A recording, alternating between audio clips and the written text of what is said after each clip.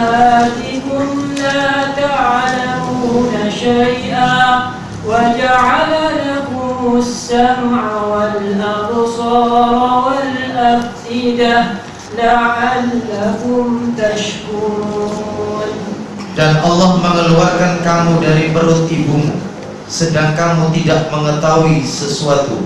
Jadi manusia, makhluknya, seluruh makhluknya itu Dia ciptakan, terutama manusia, start dari kebodohan, bila ilmu. Dan Allah itu start berilmu. Itu yang pertama. Lalu kita bicarakan dulu ilmunya. Bagaimana terhadap ilmu Allah? Buka ayatul kursi ayat 255 Al-Baqarah. Kemudian dilanjutkan dengan surat 57 Al-Hadid ayat 4. Ditambah dengan surat 58 ayat 7. Silakan. Allahu la ilaha illa huwal hayyul qayyum la ta'khudhuhu sinatun wa la nawm lahu ma fis samawati wa ma fil ard man dhal ladhi yashfa'u 'indahu illa bi'idhnihi. Nah, ini ilmunya sekarang.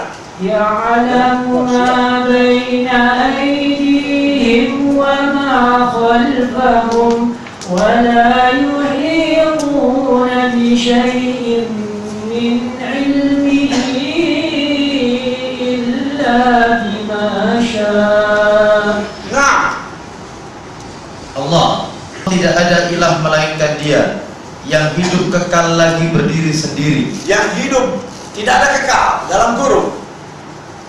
Ulangi. Yang hidup lagi berdiri sendiri. Nah, lagi berdiri, tidak ada sendiri dalam kurung. Yang hidup lagi berdiri. Nah, Dia tidak mengantuk dan tidak tidur. aha. Kepunyaannya apa yang di langit dan di bumi. Siapakah yang dapat memberi syafaat di sisi Allah tanpa izinnya? Dia mengetahui apa-apa yang ada di hadapan mereka. Jadi ilmu Allah, Ia mengetahui apa yang ada di hadapan manusia, ke depan manusia yang tidak diketahui oleh manusia, Dia tahu. Anda ngerti nggak setengah jam apa yang akan terjadi pada diri Anda? Tukang sihir dan paranormal itu tahu nggak 1 menit akan datang apa akan terjadi pada dirinya? Kadzdzab. Paranormal itu pendusta. Kalau dia mati dalam keadaan seperti itu, dia akan dibakar oleh neraka Allah. Lanjut. Dan apa-apa yang di belakang mereka. Apa-apa yang telah lalu. Fir'aun pernah bertanya kepada Musa tentang ilmu Allah, pengetahuan Musa tentang hal-hal yang lalu. Dijawab oleh Musa dalam surah 20. 51-52. Nah, silakan. Qala wa ma balul qurunil ula qala ilmuha inda rabbi fi kitab la yadhillu rabbi wa la yansa. Fir'aun berkata, apa perkataan Fir'aun bertanya kepada Musa? maka bagaimanakah keadaan umat-umat yang terdahulu? Tentang yang di belakang manusia atau bukan? Tahukah manusia? Lalu apa kata Allah? Lalu apa kata Musa tentang ilmu Allah? Musa berkata, ilmu tentang itu adalah pada Tuhanku di dalam sebuah kitab. Ilmu itu pada zatnya, Dia mengetahui karena Dia tidak pernah lupa. Al-alim itu sifat zat. Bagaimana bisa terdapat dalam ilmunya dan bagaimana ilmu itu bisa terdapat dalam dirinya? Lalu di manakah ilmu itu kata Allah? Buka surah 29 ayat 549. Jadi al-alim itu sifat zat. Baca 29 Ankabut 49 ayatnya. Bal huwa ayatun. Silakan. أعوذ بالله من الشيطان الرجيم بل هو آيات بينات في صدور الذين أوتوا العلم وَمَا يَجْحَدُ بِآيَاتِنَا إِلَّا الظَّالِمُونَ. Di mana dia itu? Bahkan Al-Quran ayat-ayat yang terang di dalam hati orang-orang yang diberi ilmu. Jadi itu semuanya pada diri manusia ilmu itu. Maka al-alim itu sifat zat. Sifat af'alnya alimul ghaib wasyahadah. Jadi Allah itu al-alim. Dia mengetahui apa yang telah lalu bagi manusia dan apa yang di depan manusia. Tahukah manusia apa yang akan terjadi di hari kiamat?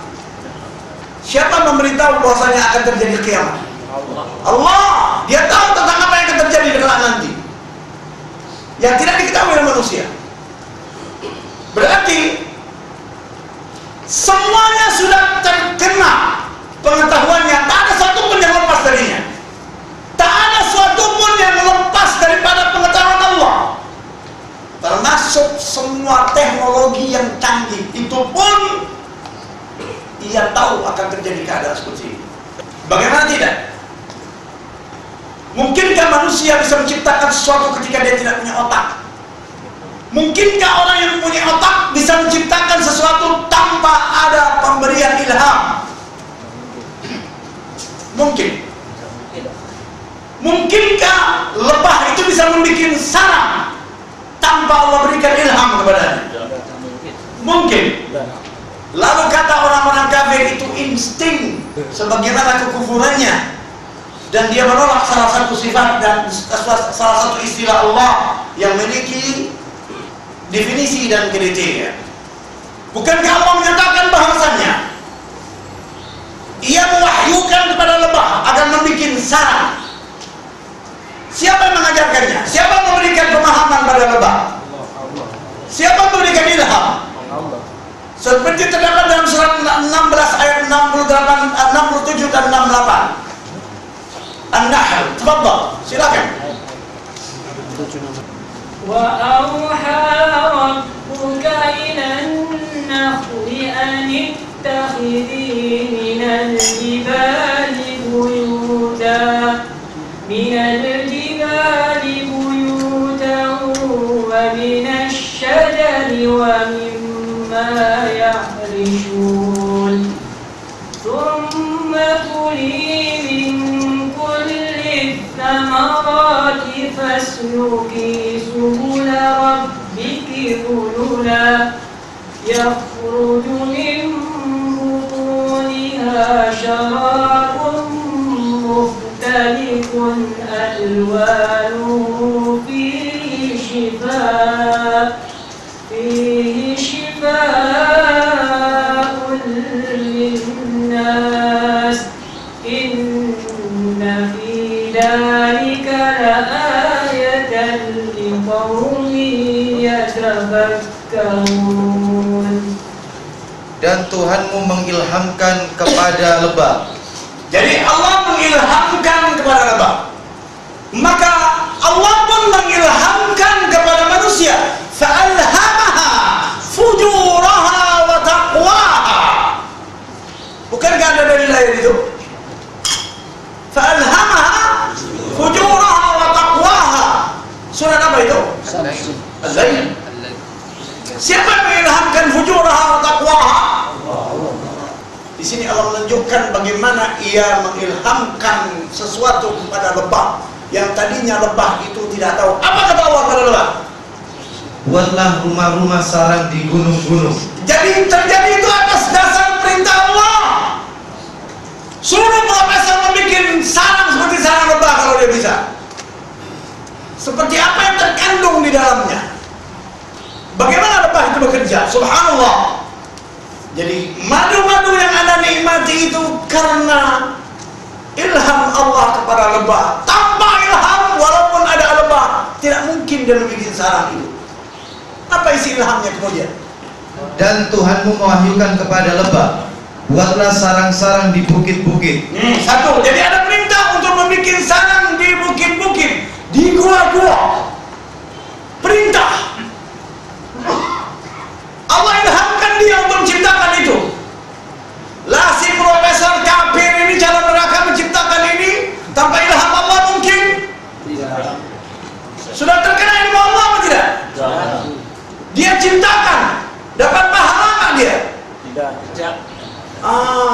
bego banget orang lain bisa dapat pahala dengannya dimasukkan program-program Quran. Lanjut. Di pohon-pohon kayu. Lantas Allah perintahkan para ulama untuk membuat sarang di pohon-pohon kayu selain daripada di goa-goa. Plus Dan di tempat-tempat yang dibikin manusia. lalu di tempat-tempat yang dibikin oleh manusia, bahwasanya Allah tahu akan ada ternak lebah. Ke depan atau tidak? Ke depan. Berdasarkan ilmu Allah atau bukan? Ya. Baik. Kalau Allah tidak mengilhamkan seperti itu, mungkinkah manusia bisa menernak lebah? Kita bisa menernak lebah itu karena dipelajari katanya. Bukan dia tambah dekat kepada Allah, tapi tambah jauh dengan teknologinya.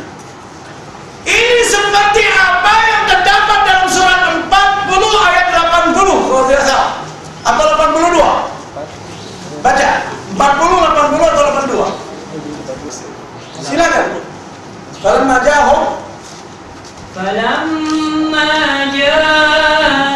ja'atuhum rusuluhum bil bayyinati farihu bima indahum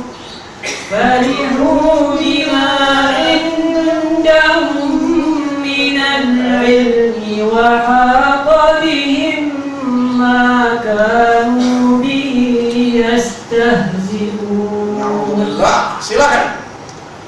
Maka tatkala datang kepada mereka rasul-rasul yang diutus kepada mereka dengan membawa keterangan-keterangan, mereka merasa senang dengan pengetahuan yang ada pada mereka. Jadi dengan pengetahuan itu bukan mereka bertambah dekat, tetapi bertambah jauh.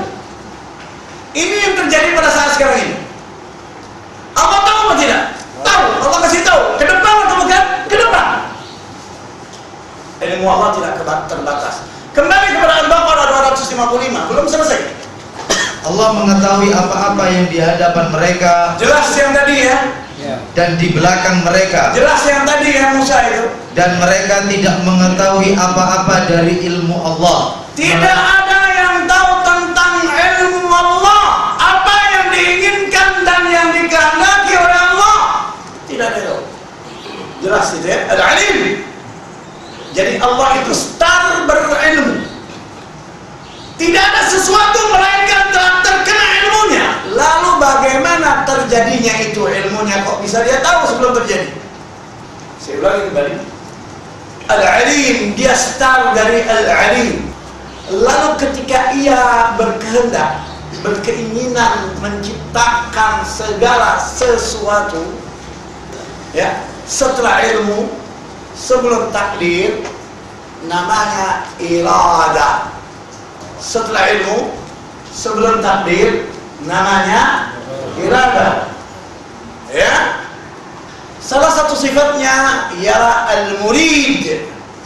Ada enggak? Al-murid. Dalam 99 ada apa tidak? Al-murid.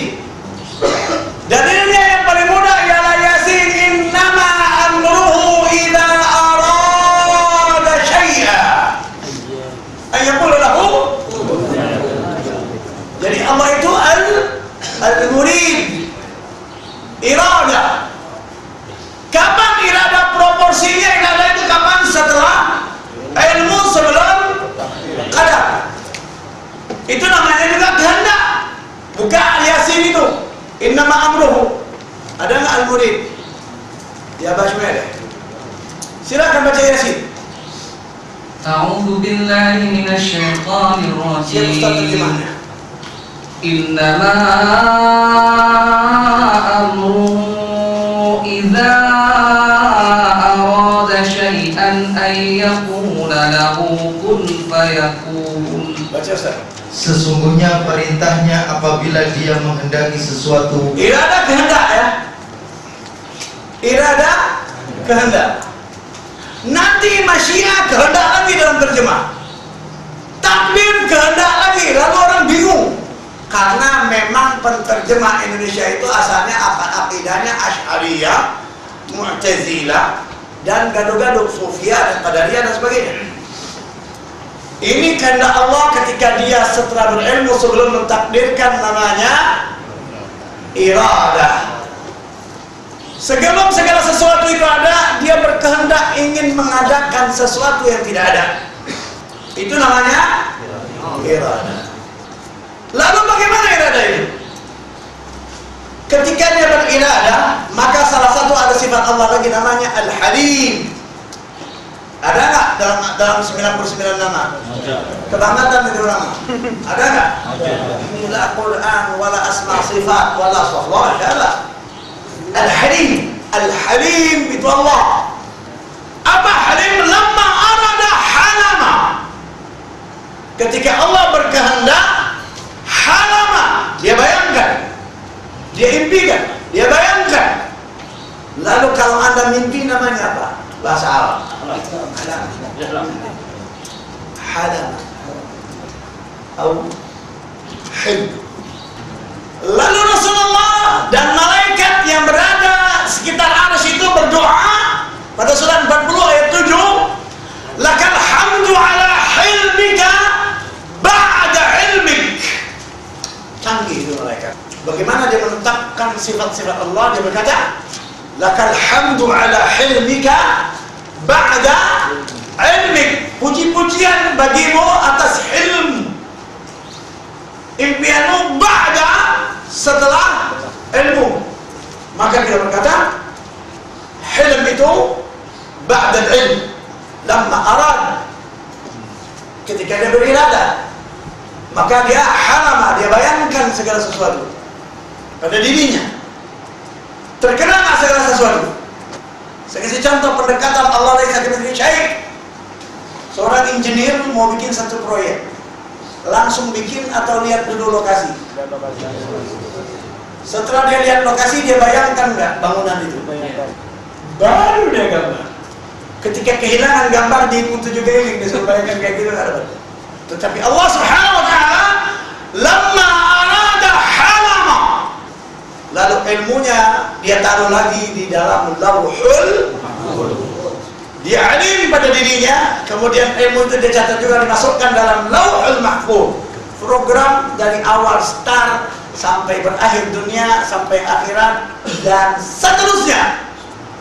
Lauhul mahfuz itu nukilan dari hafalannya Allah Subhanahu. Quran itu asalnya di lauhul mahfuz dan seluruhnya berada dalam lauhul mahfuz. Contoh, ketika Allah menetapkan dalam Zabur surat 21 Al-Anbiya ayat 105, ketika dia menetapkan dalam Zabur bahwasanya bumi ini akan dipusakai oleh orang-orang yang saleh, maka Allah mengatakan setelah itu sebelumnya telah kutetapkan dalam lauhul.